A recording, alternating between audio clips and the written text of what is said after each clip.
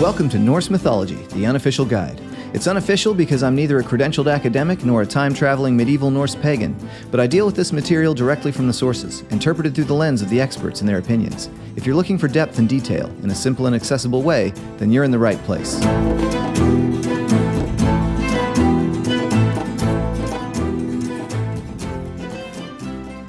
I'm even less a map expert than I am a mythology expert.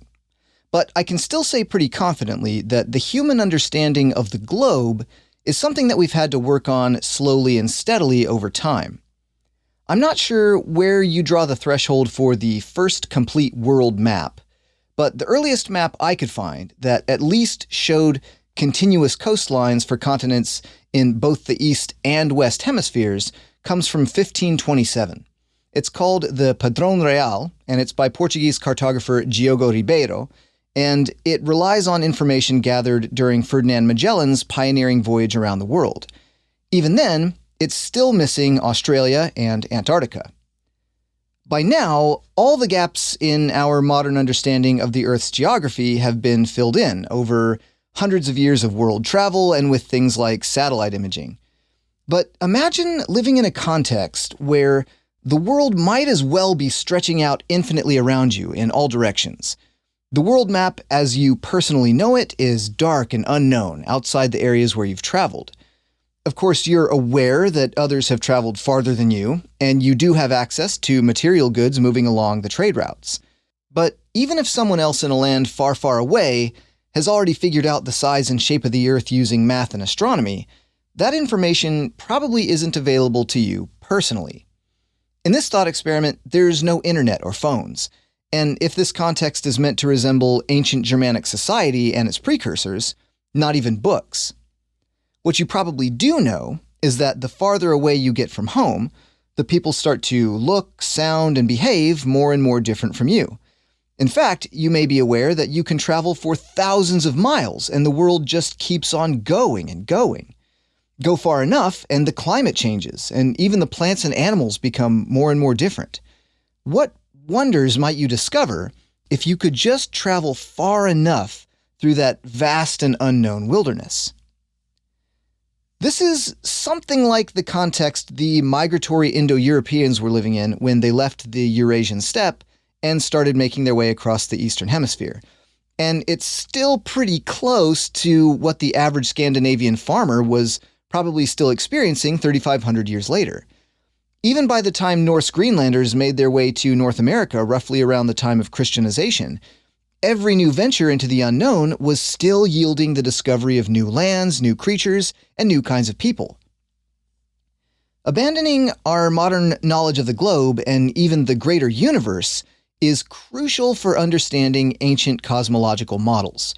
We have to keep in mind that whereas plenty of ancient societies have some concept of an unseen or inaccessible or higher world, they don't use terminology like multiverse and alternate dimensions.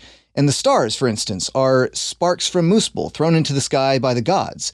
There's often no concept that some of these things are actually very much like the sun and that they might have other Earth-like planets circling around them.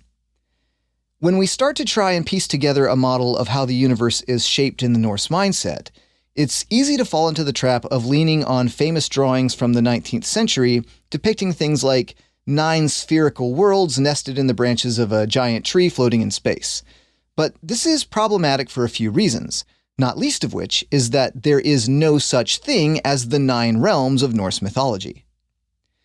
The idea of the 9 realms is one of the biggest and most pervasive misconceptions about our sources that has made it into the modern popular notion of Norse mythology. But to be fair, there is some nuance here, so let's start by breaking down this idea of the 9 realms a little bit more than we did back in episode 1. Between the two Eddas, which are our 2 core sources for Norse mythology, and wherein just about all of the pre-Christian, non-euhemerized Norse mythological narratives are contained, the phrase 9 realms appears exactly 3 times. There's also one mention of, quote, the 9th realm, and one mention of 9 heavens, both of which exist only in the Prose Edda, which you may recall was written by a Christian scholar trying his best to reconstruct what was already a largely forgotten system. The phrase 9 realms is translated from different grammatical inflections of Old Norse niu heimar. Niu is simple. It means 9. Heimar, or heimr in the singular, is a little more ambiguous. It's related to the English word home, and it can mean home. If we were to refer to a place like France, for example, as French home instead of France. It often denotes a region or country or land or territory or anything else indicating a place belonging to something. There's nothing implicit in this word telling us it has to refer to some huge location like an entire planet or extra spatial dimension or something like that. This is why you'll see it translated to realm so frequently in English. It's the closest word we have that matches the size ambiguity in heimr. The most common list of 9 realms you'll find in blog posts and video games and that sort of thing includes Alfheimr, Osgarðr, Hel, Jotunheimr, Midgarðr, Muspelheimr, Niflheimr, Svartalfheimr, and Vanaheimr. But the big question here is, what makes these 9 more special than all the other locations mentioned in the sources? Interestingly, some authors are savvy enough to know that the Prose Edda actually places Hel firmly within the bounds of Niflheimr. So in those cases, they will usually swap out Hel with a different place called Niðavellir. Unfortunately, this change doesn't account for the fact that, as we've talked about more extensively in prior episodes, the word Svartolfr only shows up in the Prose Edda, where it is very clearly used as a synonym for dwarf. And we're told in Völuspá that Niðavellir is a place where dwarves live. So now we have 2 names in our list, Svartalfheimr and Niðavellir, that both appear to be synonyms for a place where the dwarves live. We unfortunately don't know anything else about either of these locations. It's actually pretty easy to start finding problems with the traditional lists when we start looking for them. But that doesn't mean there's no such thing as the 9 realms. And I did say that the phrase 9 realms does exist in the sources. So what's the problem with the overall idea? Well, the first piece of the problem comes from the fact that the source material never provides a list of 9 realms in any way, shape, or form. And that is striking, especially given that so many of our poems, including Völuspá, Grimnismal, and Vafthrûdnismal, are essentially lore encyclopedias that contain all kinds of lists. We get lists of Valkyries, lists of dwarves, lists of homes among the gods, lists of people's legendary ancestors. The Prose Edda even contains a list of 9 heavens that all seem to be weather-related, given their names. But nobody, not even Snorri, ever provides a list of 9 realms, much less a list that looks anything like these traditional ones. So let's take a look at how the phrase niu heimar actually gets used in the sources. We mentioned the first instance way back in episode 1. It comes from Völuspá stanza 2, quote, Ek man jotna arumborna, Tha fordu mikföda hovdu, niu man ek heima, niu ividi, mjot vid muran fyrmold nedan. I remember giants born in early time. Those nurtured me long ago. I remember 9 worlds. I remember 9 giant women, the mighty measuring tree below the earth. End quote. Notice that this stanza does not tell us there is a sum total of 9 worlds in existence, only that the seeress narrating the poem remembers 9 of them. In episode 1, I mentioned a theory by Jens Peter Schutt, based in part on the wording of this stanza, that we ought to be interpreting the phrase niu heimar as meaning 9 ages in time, rather than 9 physical locations. I mentioned at the time that I didn't agree with the theory, but I appreciated the fact that he published it, because it just goes to show how little we know about what this phrase is really supposed to mean. The second instance comes from Vafthrûdnismal 43, quote, Frojot na runim och allragoda, ek kan säga satt, twi at wernhevek, heim of comet, niu comek heima, fyr niflhel nedan, hinnig döje or helju hallir. Of the secrets of the giants and of all the gods I can tell truly, for I have been into every world. 9 worlds I have traveled through to Misthel, there men die down out of hell. End quote. The context in this reference is that Odin has just asked a Jotun named Vafthrûdnir why he knows all the secrets of the Jotnar and the gods. The reply is that this is because Vafthrûdnir has traveled through 9 worlds, which again doesn't necessarily imply that only 9 worlds exist. But it does seem pretty likely in this case that this is Vafthrûdnir's way of saying that he has been everywhere a person can go. He notes that his journeyings concluded in a place called Niflhel, where he says men die down out of hell, whatever that means. But it ought to make us wonder why this seeming afterlife after afterlife location isn't typically included in the traditional lists of 9 realms. Of course, Vafthrûdnir does mention that this is how he knows all the secrets of the Jotnar and of the gods. So, is it possible that the 9 realms could be a group of places known to the Jotnar and the gods? Well, it so happens that the poem Grimnismal gives us a list of 13 places had among the gods, which the poet appears to miscount as 12. We're told that Thor rules in Thrudheimr, Ullr rules in Udalr, Freyr rules in Alfheimr, someone called a god rules in Valaskjalf, Odin and Solga drink together in Sokvabekkr, Valhall stands in Gladsheimr, Skadi lives in her father's ancient courts in Thrymheimr, Baldur rules in Breiðablik, Heimdallr rules in Himinbjorg, Freya arranges seating in a hall at Folkvangr, Forseti lives in Glitnir, Njordr rules in Noatun, and Vidar owns some unnamed land with high grass and wood. Now, as we've talked about before, it's entirely possible that some of the locations in this list are not necessarily different from others in the same list. For example, Valaskjalf, Gladsheimr, and Folkvangr. However, you will notice a striking absence of many of the names typically included in the traditional list of 9 realms. For example, there's no Osgardr. And in fact, at first glance, that may make it tempting to assume that perhaps this list in Grimnismal is mainly meant to enumerate smaller regions within Osgardr, not full-on realms themselves. But if that's the case, we run into the problem that one of these regions is Alfheimr, which we are told is owned by Freyr. If Alfheimr deserves to be one of the 9 realms, then shouldn't we include Thor's Thrudheimr as well? What about Udalr, owned by Ullr, or either of the other 2 Heimar in the list? The main problem with the traditional lists of 9 realms is that there is really no good reason why certain locations have been included, while others have been excluded. The sources name many locations and are entirely unclear about any particular 9 that deserve to be considered more important or overarching in some way. The third and last place the phrase 9 realms is used comes from Gylfaginning 34 in the Prose Edda. Quote, Hel kastade han I Niflheim, och gav hen I vald över New Heimum, att hon skulle skipta Ollumviste med them, till hennar rorusendir, en thought sottdaudir men och elidaudir. Hel he threw into Niflheim, and gave her authority over 9 worlds, such that she has to administer board and lodging to those sent to her, and that is those who die of sickness or old age. End quote.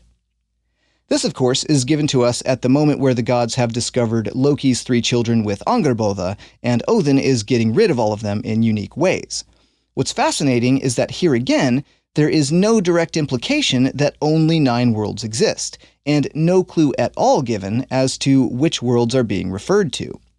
What's a little bit interesting, though, is that Gylfaginning also includes a single reference to a 9th world that seems to correspond very nicely with the reference to 9 realms from Vafthrûdnismal, this time from section 3, quote, Och skulu allir men liva there rätt sidadir, och vera med honum sjálvum þar sem heitir Gimle eða Vingolf, en vandir men fara till heljar och þaðan I Niflhel, that neither I niunda heim. And all men who are righteous shall live and dwell with him himself in the place called Gimla or Vingolf, but wicked men go to hell and on to Niflhel. That is down in the 9th world. End quote. In this case, we're being told that Niflhel, and potentially hell as well, are down in the 9th world. So does that mean one or both of these together are the 9th world? Does it mean the 9th world is some other larger location with some other name encompassing both of them? Or perhaps more importantly, what makes Niflhel the 9th world specifically? You'll notice that all 3 times the sources use the phrase 9 realms, they are referenced in an indefinite grammatical sense rather than a definite one. The example I typically use to illustrate the difference is to say, imagine that I told you I saw 9 flowers. This phrasing is indefinite. It doesn't tell you which flowers I saw or how many flowers exist, only that I saw 9 of them. This is how our sources use the phrase 9 realms. On the other hand, imagine that I told you I saw those 9 flowers. This phrasing is definite.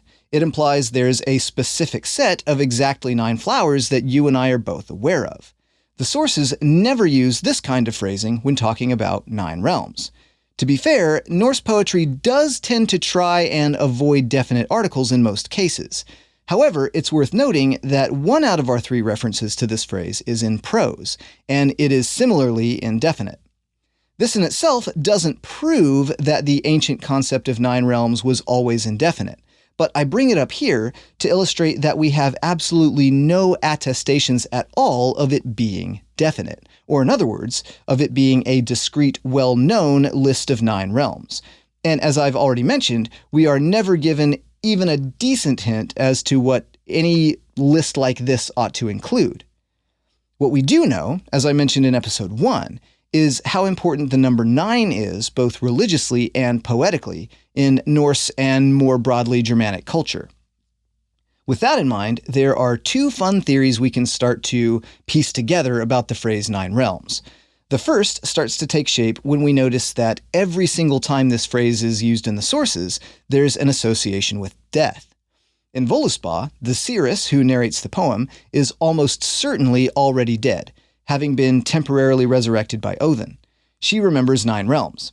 In Vafthrûdnismál, a journey through 9 realms ends in Niflhel, where men die down out of hell, which is echoed in Gylfaginning 3 when we're told in a very Christian-sounding way that wicked men go to the 9th world when they die.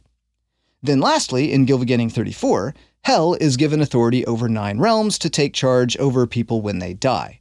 In this light, we might start to wonder whether these realms have some very specific meaning in relation to death.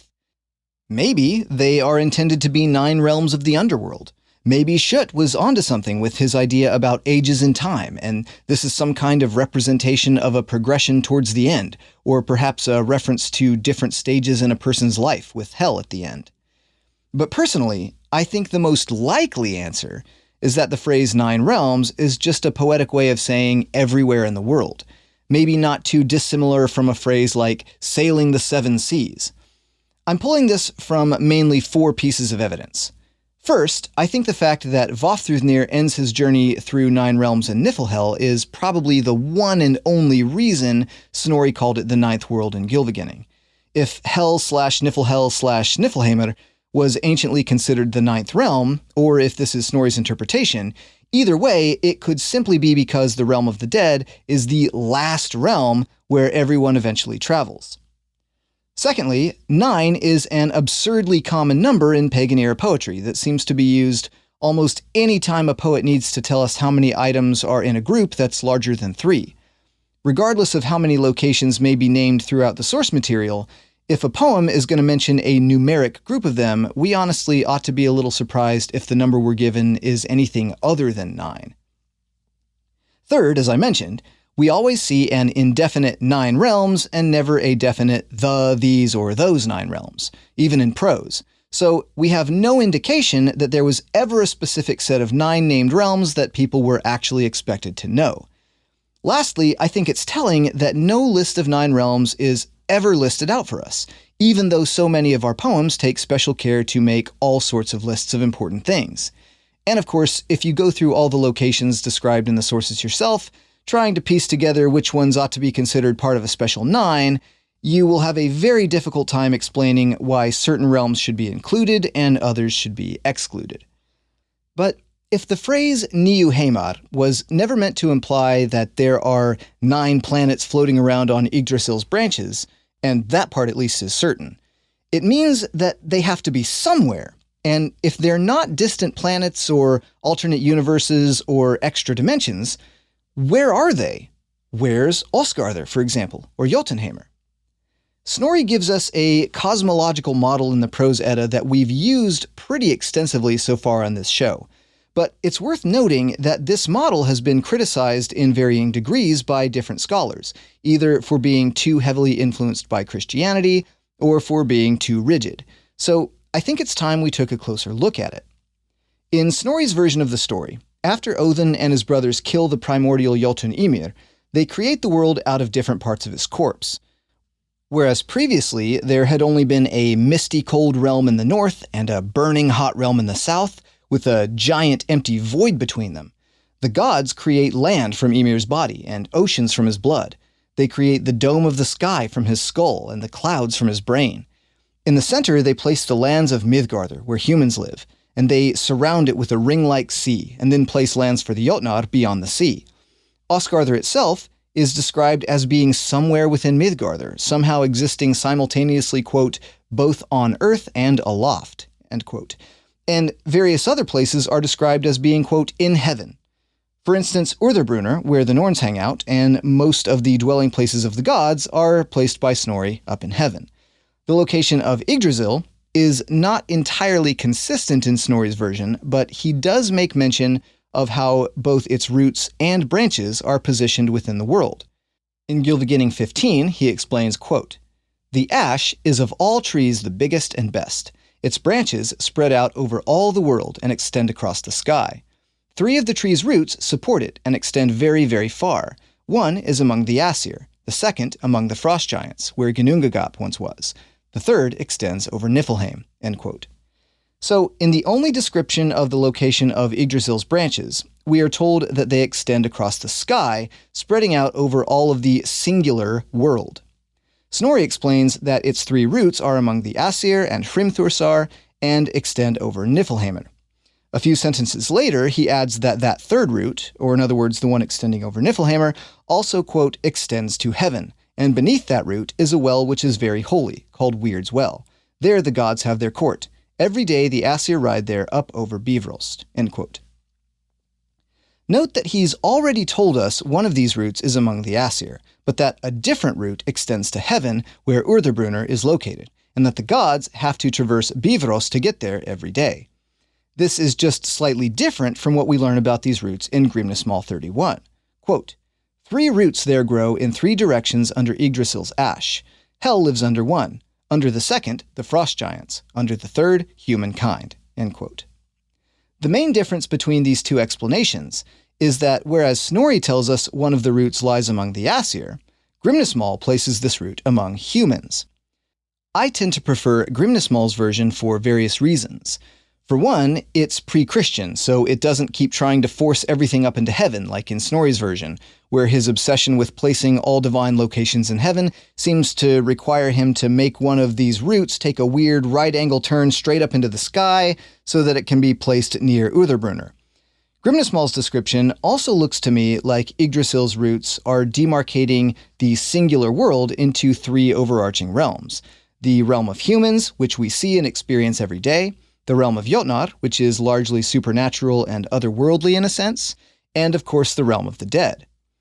Another issue with Snorri's model is that it appears to place the lands of the Jotnar in a ring outside the donut-shaped sea that encircles Midgardr. This makes sense in light of the way ancient farms and forts were laid out, placing a hall and a tree in the center, surrounded by a circular enclosure separating the inner home area from the outer wild area. However, if the lands of the Jotnar lie in a ring around this sea, it leaves us to wonder why Thor always has to travel to the east when he goes out hunting for evil Jotnar.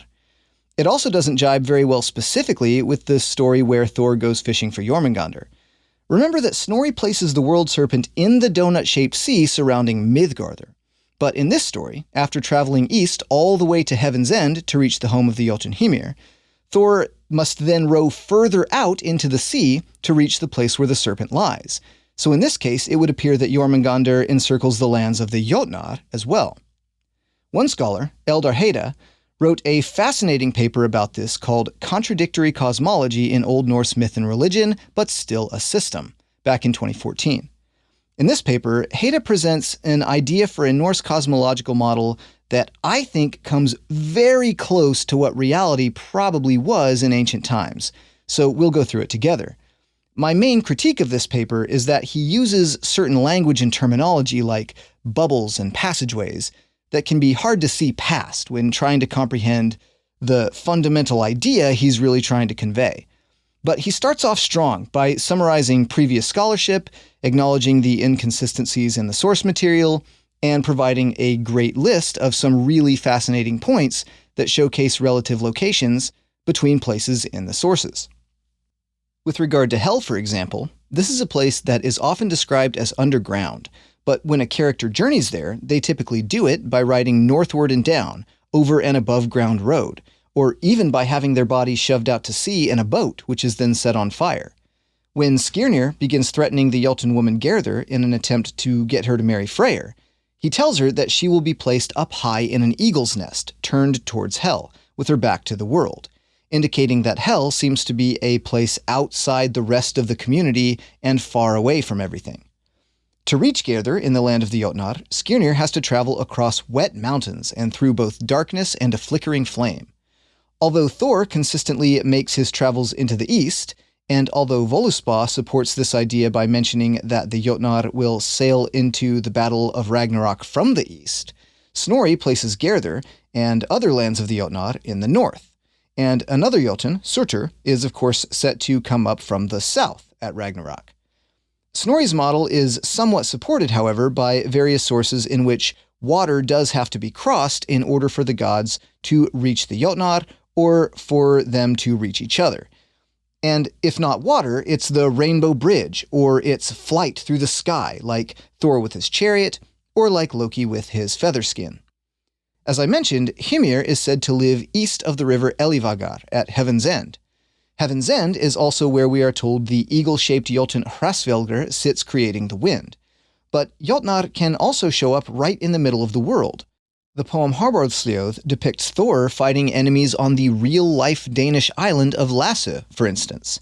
Skaldskaparmál even names the character of Ægir as a person from Lasse. Assuming we are supposed to understand this as the same Ægir who throws feasts for the gods, the poem Hymiskvida calls him a mountain dweller, putting him in line with various other Jotnar who live inside mountains, such as Gunnlóð, from whom Odin steals the meat of poetry, after slithering in snake form into her mountain home through a hole drilled by an augur. The gods themselves are hard to pin down. With regard to different sources, the gods tend to live opposite wherever the Jotnar live. If the Jotnar are to the north, that's to the north of where the gods are. If they're to the east, that's to the east of wherever the gods are. If this means the gods are in the center of the world, that works pretty well with the idea that they are located somewhere near Yggdrasil, as supported by Grímnismál. However, the poem Lokasenna alludes to the fact that Njörður was once sent eastward as a hostage to the gods, which could mean either that the gods are located somewhere in the east, or that Ægir's Hall is somewhere far to the west. If Snorri's idea is correct that Njörður was sent as a hostage by the Vanir, this could mean that the land of the Vanir is somewhere in the west, and possibly near Ægir's Hall. Then there's some weird underwater stuff. We are told that Frigg lives in a place called Fensalir, meaning the Fen Halls. Odin and the goddess Solga drink together in a place called Sökkvabekkr, which means sunken bench, while the waves roll over above them. Heimdallr's home, on the other hand, is called Himinbjörg, which means Heaven's Mountain, where he guards the Rainbow Bridge against the Jotnar, and which is about as opposite from underwater as you can get. Sometimes water has to be crossed to reach Valhall as well. In Gesta Danorum, Saxo describes a horse ride from the realm of men across the ocean to the home of Odin. In Grímnismál's prose introduction, two brothers end up going astray in their boat while fishing, and end up on some coastline where they meet Odin and Frigg, dressed as peasants.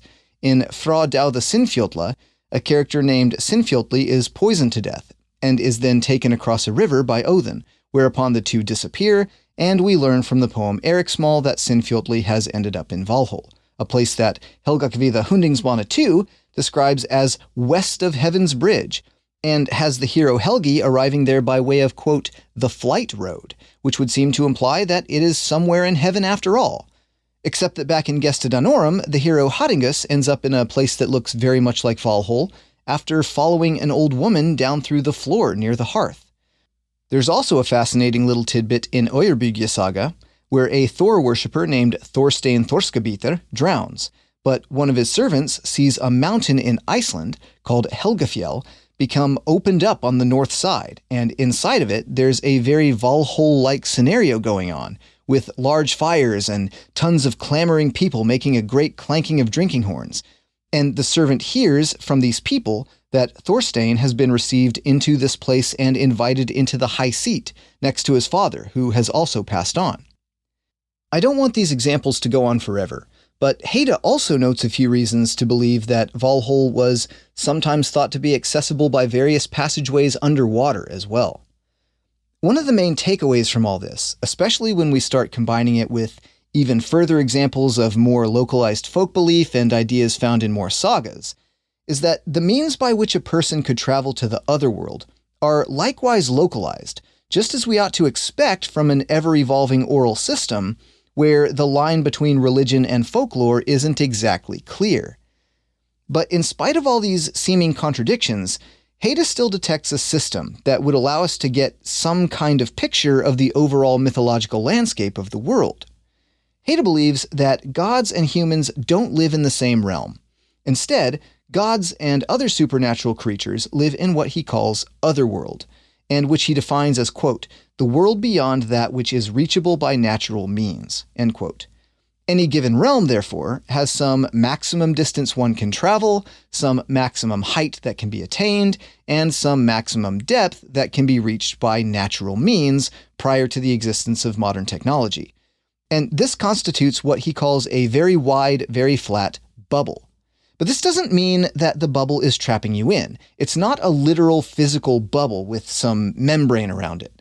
There is more to be found beyond the area where you can travel by natural means. It's just getting there that's the problem, since it's beyond your natural reach. Enter the concept of passageways. Heide describes passageways sort of like supernatural portals one can pass through to move between the realm of the gods, the realm of the Jotnar, and the realm of humans. These include things such as traveling through the sky, crossing the ocean, traveling to the edge of the world or to where the sun rises or sets, passing through darkness, climbing high mountains, venturing into the earth, diving deep into water, moving up and down the world tree or something that symbolizes it, and by performing rituals at places where the landscape is different or unusual. For example, groves, waterfalls, caves, and that sort of thing. This doesn't mean that these different realms are actually located underground or underwater or in the sky or whatever. And in fact, the same realm can often be reached by means of various different kinds of passageways. Heide notes, for example, that Odin has to enter Gunnlod's court by boring into a mountain, but is able to leave by just flying away in the form of an eagle, completely unobstructed by the mountain. Ultimately, Heide believes there is good basis for a geographical model where Yggdrasil is in the center, surrounded by the realm of the gods, and that this is surrounded by the realm of the humans, which is in turn surrounded by the realm of the Jotnar. He reiterates a point I've made a few times on the show in saying, quote, in Iron Age agricultural society, most people inhabited a personal environment that often had a farmyard tree in the middle, surrounded by houses and the cultivated land, outside of which lay the areas that were uncultivated but still resourceful, housing powers over which one did not exercise control.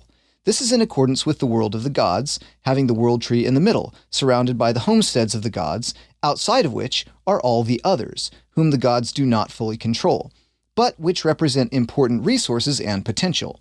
However, the other realms do not keep a mythogeographical location in relation to the realm of the gods, nor in relation to each other. Each realm, for instance, Hell and the individual Jotun homesteads, is instead closed within itself, like a bubble. The different realms are not situated in one or another direction from other bubbles, nor inside others, but they have interfaces with, and passageways to, other bubbles. They are not located in any geographical coordinates, but simply beyond the passageways. End quote. This is the whole crux of the idea. Each of these realms surrounds the other, similar to the way Snorri describes it. But within any otherworldly realm, there is no fixed geography or consistent navigability from one place to another. Each individual location works sort of like a bubble, requiring passageways in order to go in or out.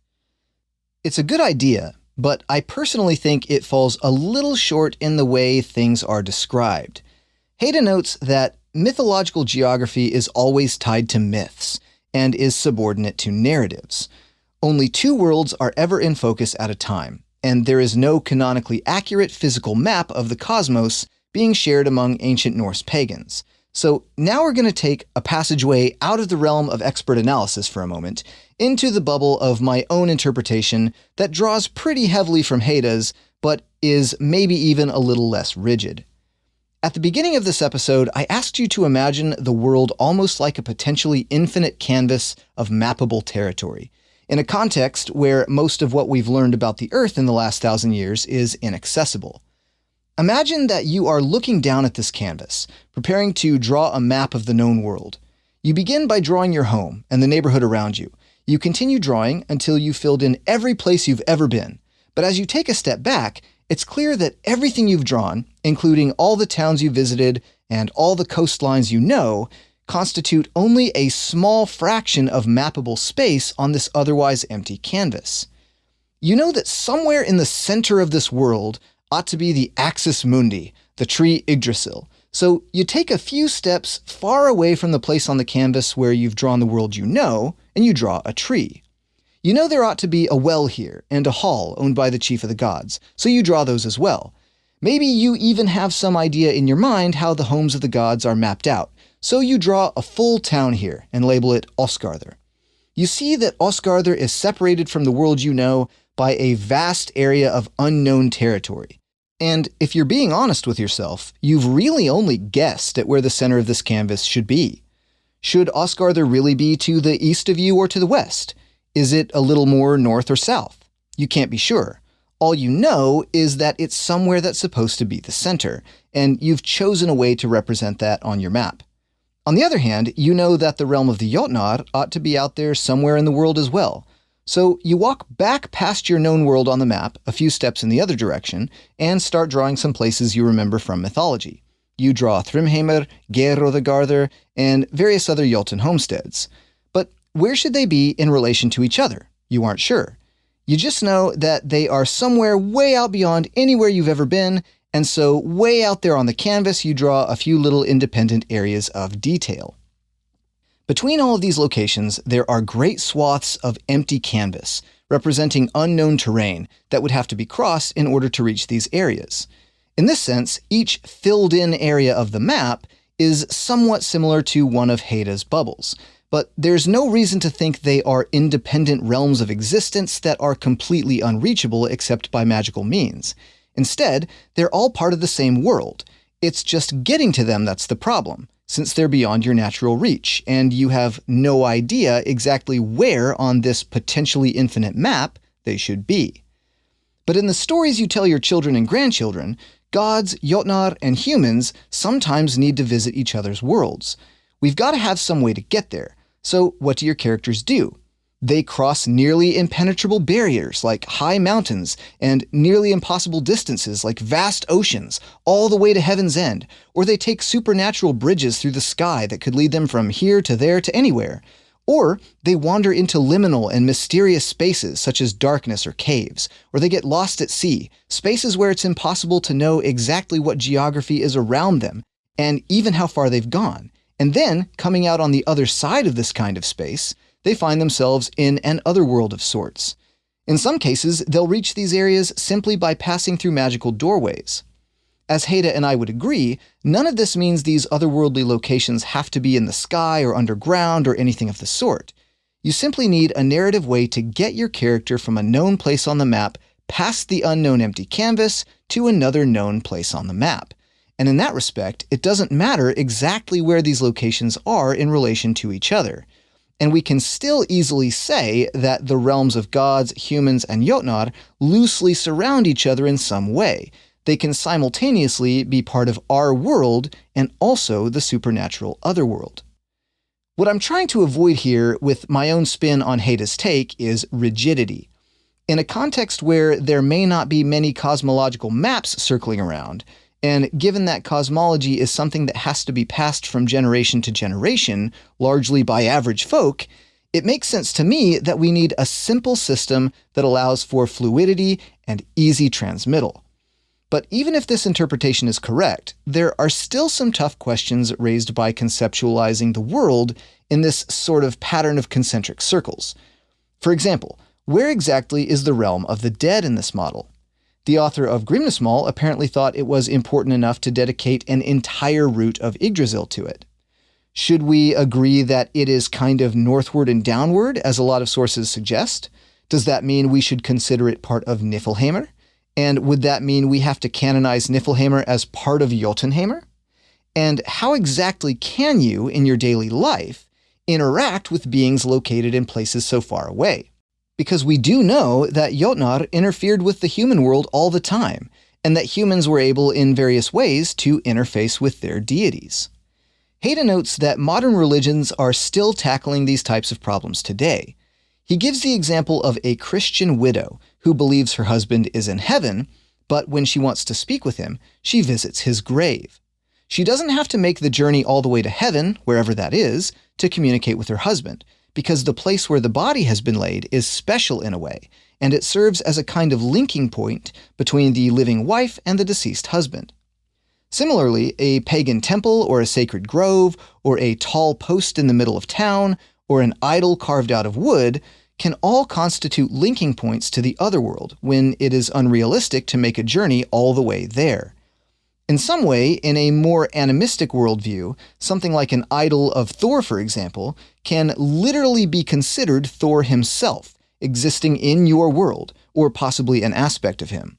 But at the same time that Thor is sitting in some sacred space near your house, he is also sitting in other sacred spaces throughout the region, and can simultaneously be thundering through the sky in his chariot on his way to impersonate Freya at a wedding.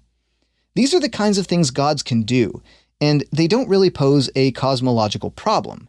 Supernatural beings also tend to be a little better than we are at having the ability to reach beyond what we can naturally.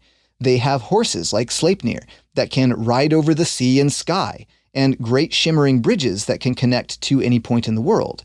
They also tend to be a bit more aware of how to purposefully navigate liminal spaces or magic doorways than we might be. But of course, we can't exactly expect every ancient Norse pagan to have conceptualized the locations of all these places in exactly the same way. Asking a question like, "Where is Alfheimr?" for example, could be answered in tons of different ways by tons of different people. Where exactly any person believes Alfheimr might be could depend on what that person believes an elf is, or whether they consider Alfheimr to be a divine place, whether or not they are aware that Alfheimr is supposed to be owned by Freyr, as stated in Grimnismal, or 100 other factors. On the one hand, if elves are all around us, influencing things in our daily life, then linking points to Alfheimr, or even Alfheimr itself, may be all around us. And in that case, Alfheimr could be reached by traveling in pretty much any direction, depending on who you ask. But to me, there's a difference between accepting the fact that we can't create a full and accurate map of the cosmos versus claiming that the cosmos is unmappable or separated in some non-naturally navigable way. And even though this is the sort of thing scholars are still speculating about, there's also a big difference between presenting a cosmological model that at least makes some sense in light of what we know, versus presenting a model that only makes sense to people in modern times, involving magical machines that open bright rainbow-colored wormholes into other dimensions or universes. Whether or not my interpretation or Heide's or some other scholars is correct, I think it's worth something as long as we're all wandering the unknown canvas of history together, trying to fill in the map in sensible ways. So let's you and I get lost in the misty sea and see where we end up again next time on Norse Mythology, the Unofficial Guide. Sources for this episode include Contradictory Cosmology in Norse Myth and Religion, but Still a System by Eldar Heide, 2014. The Poetic Edda, translated by Carolyne Larrington, 2014, and the Prose Edda, translated by Anthony Faulkes, 1995.